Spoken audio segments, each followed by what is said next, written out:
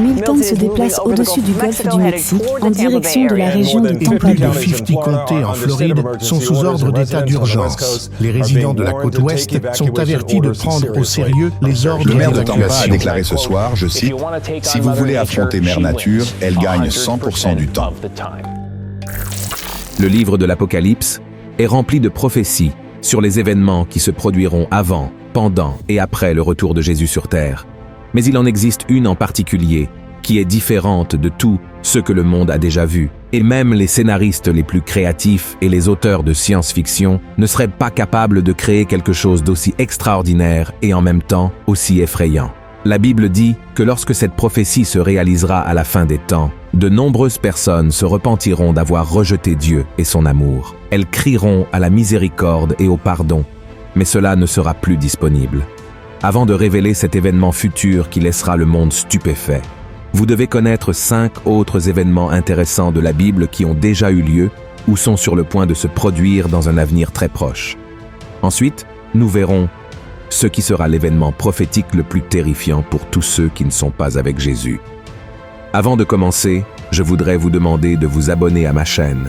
Il vous suffit de cliquer sur le bouton « S'abonner » qui se trouve ici sous la vidéo et d'activer la cloche de notification pour recevoir directement sur votre téléphone les prochaines vidéos que je publierai. D'accord? Alors, commençons. Le premier événement est la visite de l'ange de la mort. Également connu sous le nom d'ange destructeur, cet être céleste est venu sur terre vers l'an 1300, après que le pharaon a refusé d'accéder à la demande de Moïse de libérer le peuple d'Israël de l'esclavage en Égypte. En raison de cet acte de désobéissance, Dieu a envoyé 10 plaies à cette nation, humiliant son peuple et chacun de ses dieux païens.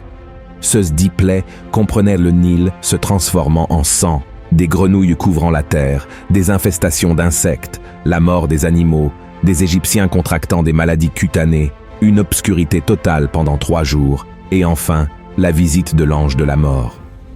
Après 9 refus du pharaon de libérer les Hébreux de l'esclavage, Dieu dit à Moïse d'ordonner au peuple de mettre le sang d'un agneau sur le linteau des portes, car ainsi l'ange de la mort n'entrerait pas dans ces maisons et il saurait exactement où il devrait entrer pour punir les Égyptiens. Ainsi, le peuple d'Israël fit exactement comme Dieu l'avait instruit, et à minuit, l'ange de la mort tua tous les premiers-nés dans la terre d'Égypte, le fils du pharaon et même les premiers-nés des troupeaux furent tués.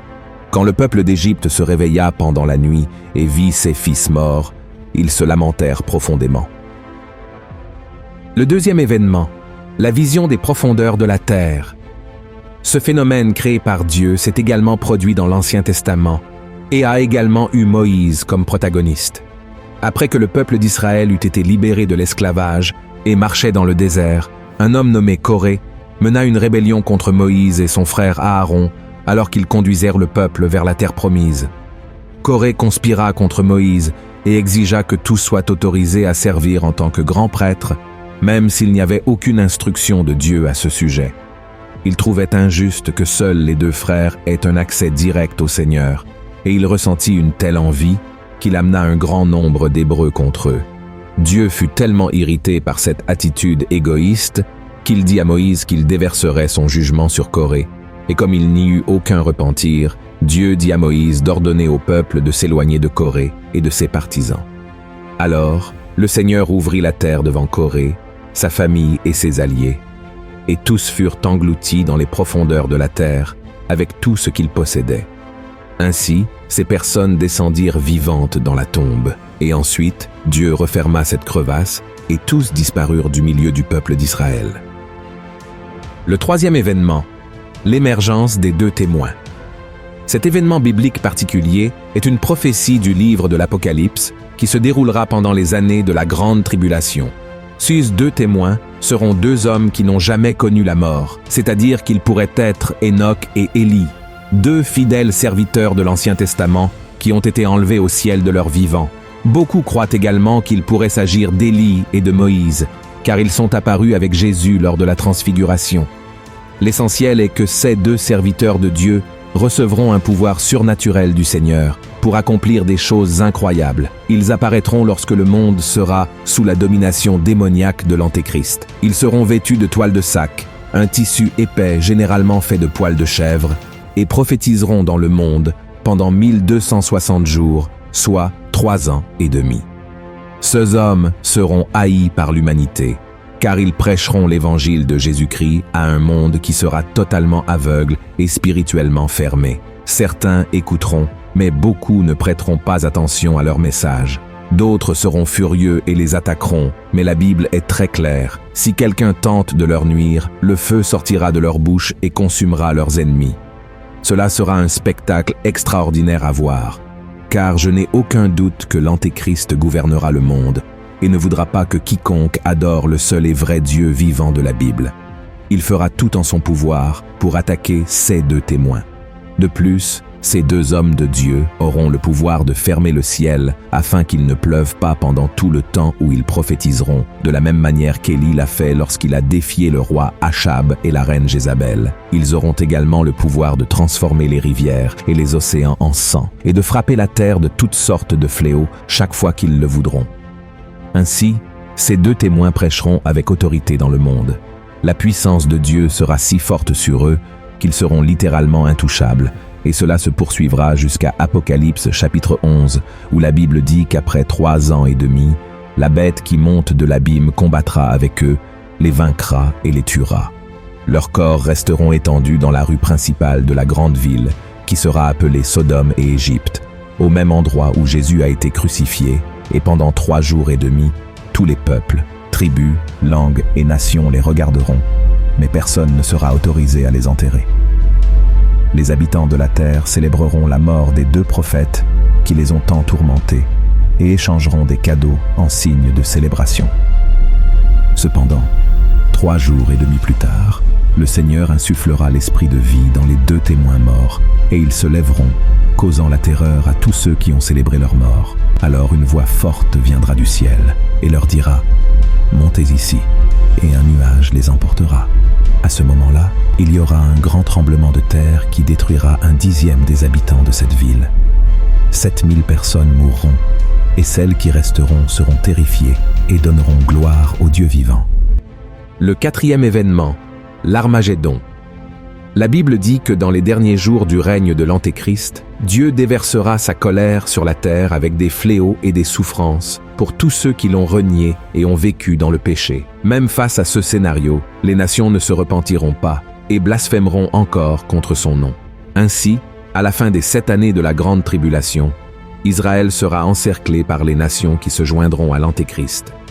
Dans l'Apocalypse, chapitre 16, l'apôtre Jean raconte que les dirigeants du monde entier se réuniront pour la bataille du grand jour du Dieu Tout-Puissant à un endroit appelé Armageddon. Le mot Armageddon vient du livre des Juges de l'Ancien Testament.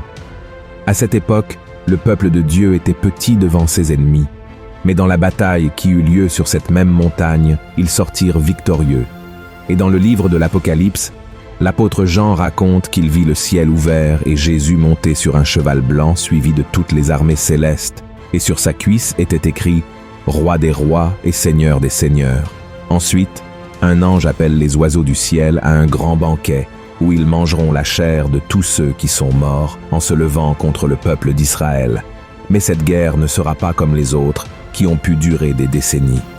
En fait, la bataille de l'Armagédon durera peu de temps, car les ennemis seront écrasés sans aucun effort. Et c'est à ce moment-là que la 7e coupe de la colère de Dieu sera versée sur le monde. Après cet événement, Jésus jettera l'Antéchrist et les faux prophètes dans le lac de feu de l'enfer, et tous les hommes qui les ont servis seront tués et mangés par les oiseaux.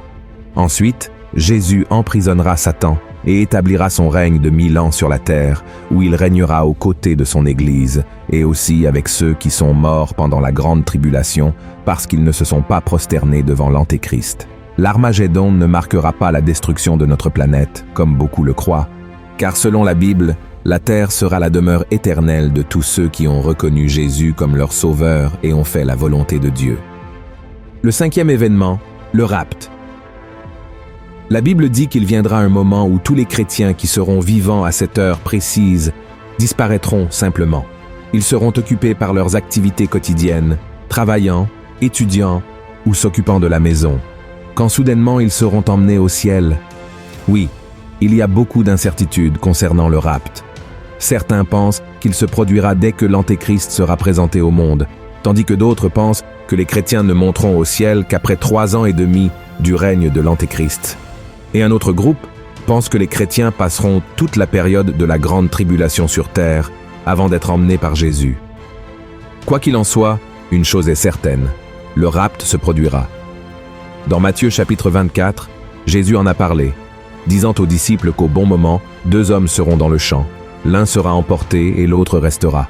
2 femmes auront une meule en main et l'une disparaîtra. Cela signifie que tout se passera en un instant, secouant le monde et affectant tout le monde. Et ceux qui resteront en arrière, malheureusement, devront faire face à la dure réalité des derniers jours, tandis que ceux qui sont en Christ seront remplis de joie et resteront en présence du Seigneur pour toute l'éternité. Et ainsi, nous arrivons à la fin des 5 événements extraordinaires qui se sont produits dans la Bible ou qui doivent encore se produire. Et cela nous conduit à la prophétie la plus redoutable de toutes, l'arrivée des 4 anges démoniaques du fleuve de l'Euphrate. Et tout cela se produira lorsque les anges du Seigneur commenceront à sonner les 7 trompettes de l'Apocalypse. Quand la première trompette sonnera, une pluie de feu mêlée de sang sera jetée sur la terre, brûlant un tiers des arbres et toute l'herbe verte. La deuxième trompette apportera la chute de quelque chose qui ressemblera à une grande montagne ardente dans la mer, entraînant la mort d'un tiers de la vie marine et la destruction d'un tiers des navires et des embarcations. Avec la troisième trompette, une grande étoile appelée Abîme tombera du ciel, empoisonnant un tiers des eaux et causant de nombreuses morts en raison de l'eau empoisonnée. La quatrième trompette diminuera la lumière du soleil, de la lune et des étoiles d'un tiers, symbolisant une période d'obscurité.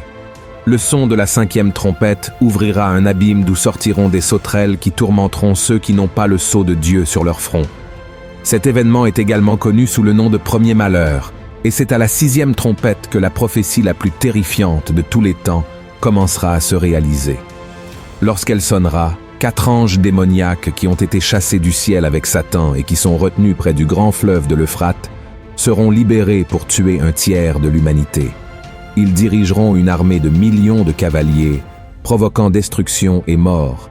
Et l'apôtre Jean dit qu'il y aura 200 millions de soldats dans cette armée, tous avec des cuirasses rouges, bleu foncé et jaunes. Et leurs chevaux auront des têtes comme celles de lions, et de leurs bouches sortiront du feu, de la fumée et du soufre. Leurs queues seront comme des serpents qui blesseront mortellement les gens. En tout, 1/3 des habitants de la terre qui resteront en vie mourront.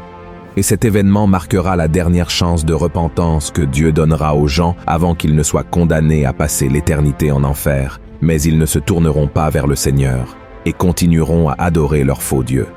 Frères et sœurs, je sais que ces événements sont presque impossibles à imaginer, car ils vont bien au-delà de notre compréhension humaine. Mais sachez que la Bible ne se trompe jamais et ne ment certainement pas. Tout cela est très effrayant, mais si vous remettez votre vie à Jésus et vivez selon sa parole, le Seigneur vous préservera du jour de l'épreuve et vous emmènera vivre l'éternité à ses côtés dans la Nouvelle Jérusalem, un royaume où il n'y aura ni peur, ni douleur, ni mort, ni larmes. Vous n'avez pas besoin de vous inquiéter du moment où tout cela se produira, mais plutôt de savoir aux côtés de qui vous serez quand cela se produira. C'est pourquoi approfondissez vos connaissances de la Bible, marchez selon la parole du Seigneur et ne vous laissez pas tromper par ce qui se passera dans le futur. Amen. Si vous avez apprécié ce message, partagez-le avec vos amis, votre famille et abonnez-vous à ma chaîne. Je vous attends dans la prochaine vidéo. Que Dieu vous bénisse puissamment.